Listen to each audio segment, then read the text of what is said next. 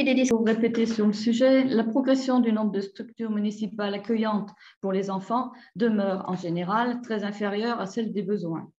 Le baromètre de la CAF indique que ce mode de garde est actuellement de 18%, alors que 32% des familles le souhaitent.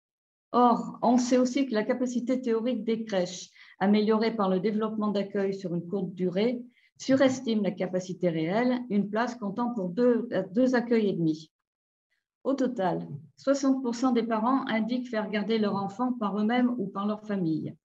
Faute de solution d'accueil, s'ils ne peuvent travailler de façon décalée pour assurer une garde à tour de rôle, les pères, ou beaucoup plus souvent les mères, sont dans l'impossibilité d'effectuer des formations et en arrivent à se contenter d'emplois à temps partiel ou même à cesser momentanément leur travail. L'accueil collectif de type crèche, on le sait, est le plus démocratique et le plus juste, puisqu'il est établi à partir d'une grille nationale qui permet à chaque famille de participer financièrement au fonctionnement de la crèche selon ses ressources.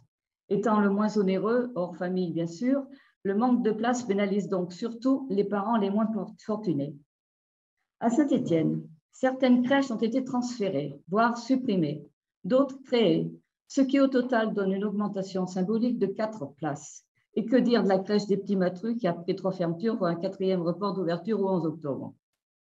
Nous vous demandons, Monsieur le maire, de porter à la connaissance de toutes les Stéphanoises et tous les Stéphanois plusieurs choses. Premièrement, le nombre de places potentielles dans les structures municipales et le nombre d'enfants reçus. Deuxièmement, le nombre d'assistantes maternelles. Troisièmement, le nombre d'enfants inscrits sur une liste d'attente. Avez-vous pris en compte ce chiffre pour créer un nombre suffisant de structures accueillantes?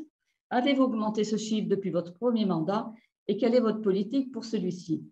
Enfin, permettez-nous de rappeler l'attractivité que représente le nombre d'accueils pour les familles qui envisagent de rejoindre notre ville, ce souci étant pour les parents primordial. Merci.